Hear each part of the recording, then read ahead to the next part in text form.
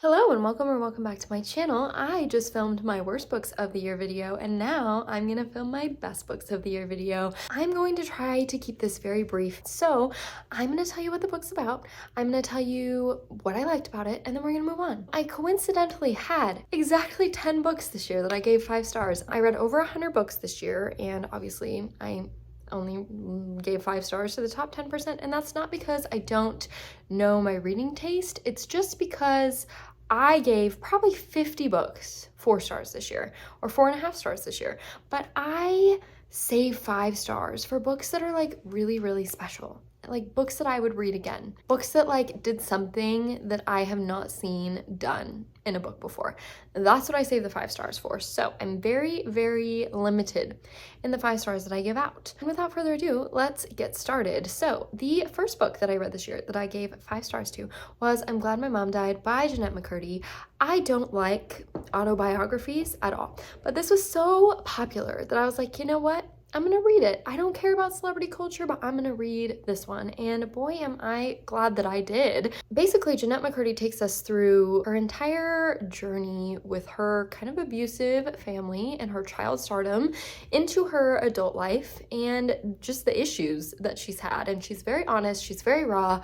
I listened to the audiobook of this, she narrates it, and it's so beautifully done. She really captures what it's like to feel these moments that she went through, or these prolonged, I guess, forms of abuse that were happening to her from like multiple different people in her life. And I honestly think that every woman should read this. It is very hard-hitting. It has a lot of trigger warnings in it, but I really think that there's something in here that everyone can relate to. And I know that that's maybe not awesome because this book is not a happy book by any means, but I think that there's probably something in here that every young woman or just woman in general can be like, yeah, I understand what that's like. A lot of this book is about her kind of confronting all of this in her adult life, and I think that is such an important thing to write about, especially because this actually happened to her, right? I'm like at a loss for words. I'm speechless about it. I don't even know how to give a review on it. Everyone's probably read this book already, but if you haven't and you somehow missed it, you should pick it up ASAP. That's what I would say. Next is The Unhoneymooners by Christina Lauren. This is like a 4.75 for me, but I'm gonna round it to a 5, okay? Because if we're being that technical, then we're just gonna round up. This is about our 2 main characters who I'm just gonna leave names out of this because if I sit here and try to remember names, I'm gonna have to edit out these like prolonged silences in here. We're not doing that.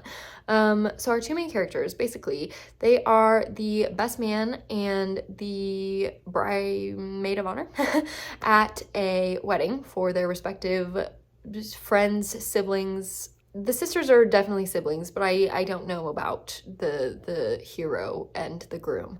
They go to this wedding, everyone gets food poisoning except our 2 main characters. They take the honeymoon trip, they fall in love, right? And it was funny. It was actually funny. I usually don't giggle during romances, but I giggled during this one. It was good.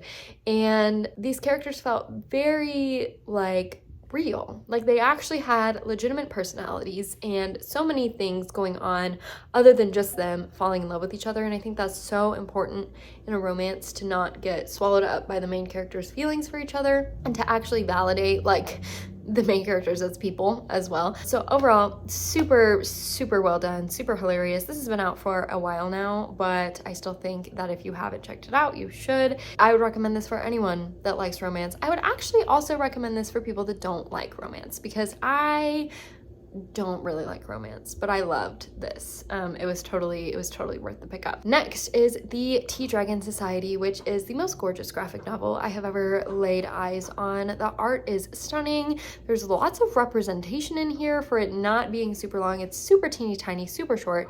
Tea dragons are just like sweet little cats, but magical, and they grow tea leaves. And overall, the story is just full of these main characters like being so joyful and happy, and oh, it's really good.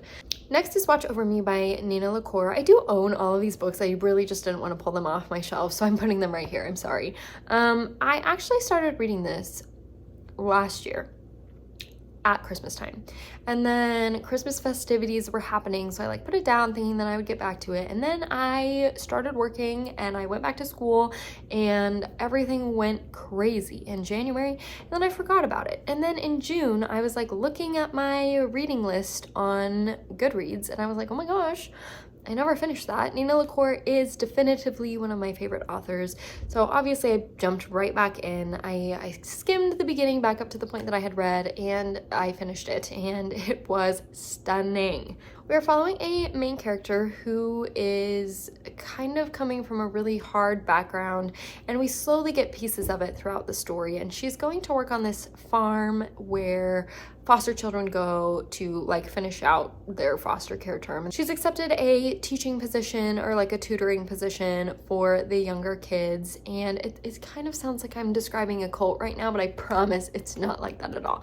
And on this like farm ranch situation, there are ghosts. They're not nefarious. Everyone's very openly talking about them. It's not like, is that a ghost? It is. And the ghosts kind of serve a purpose for each of the children on the farm, which is kind of one of the rounder messages of the story, so I'm just gonna leave it at that. Super beautiful writing, gorgeous atmosphere, and overall something that made me cry my eyes out at the end for just a moment.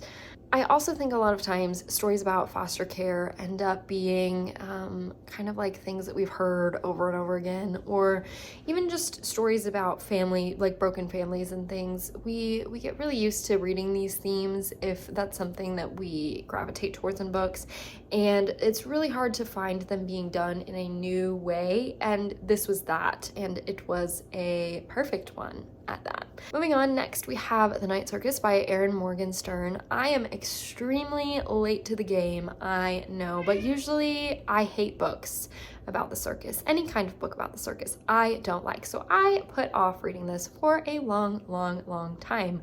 I have also never really seen this book pitched in a way that's like truly made me want to read it, other than literally every YouTuber that's ever read this out there yelling at people to read it. I don't think I'm capable of pitching this in a way to make you want to read it if you don't like circus books, other than to tell you that I hate circus books and I loved this book.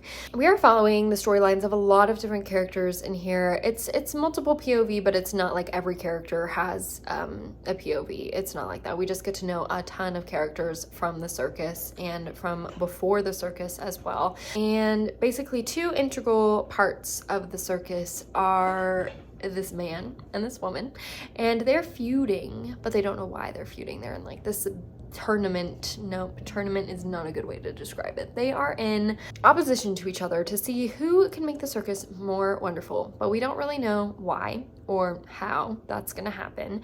There is love, friendship, magic, darker themes. Like, this book has everything in it that anyone has ever liked, and I think that truly anyone who reads this will have something in it that they love. For me, it was just all of it.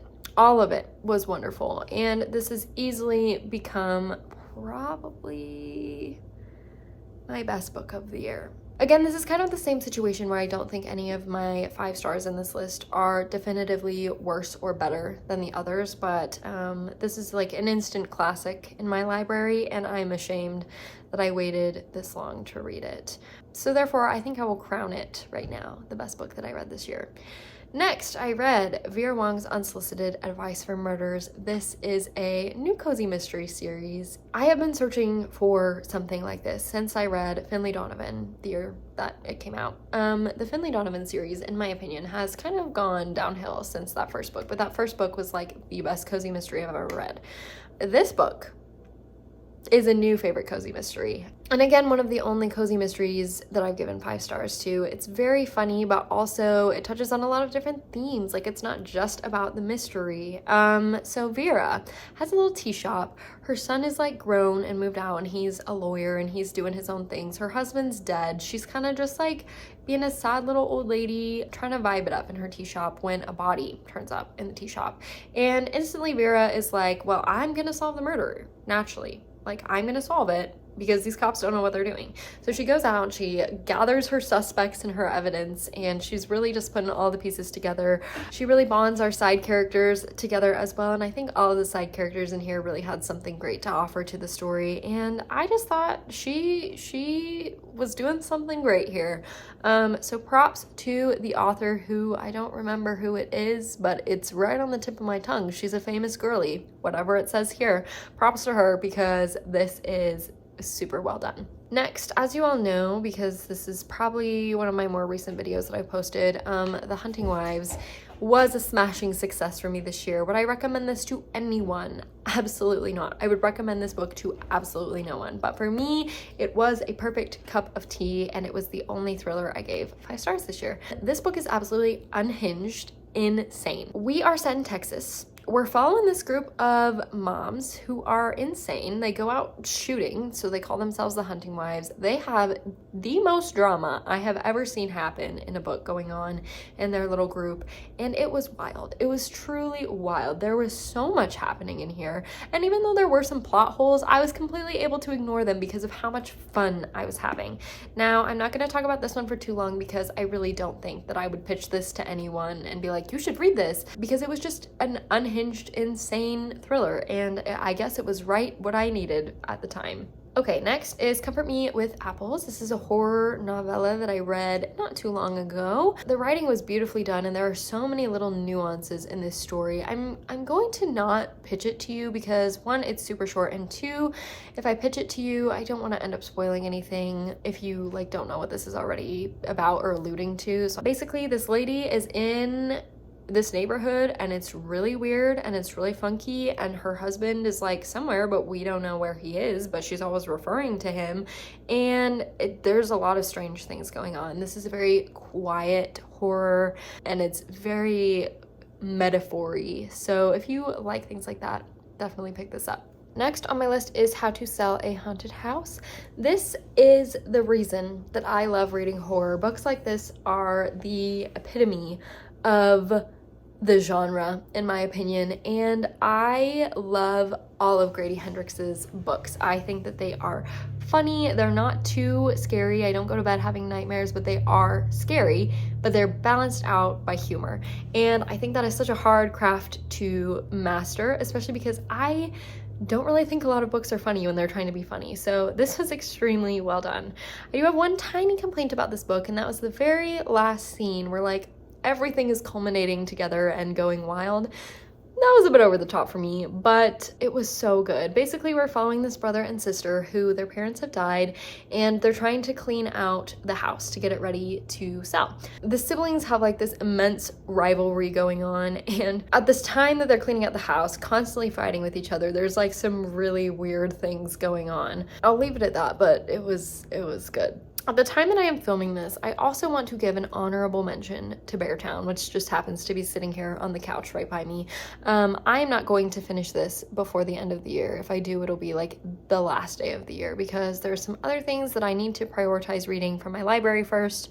So this is kind of taking a back burner, but I am about 100 pages in right now, and I know that I'm going to give this 5 stars. I can just tell that I'm going to give this 5 stars.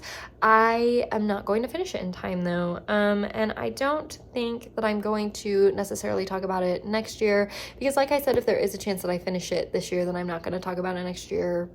You get the vibes.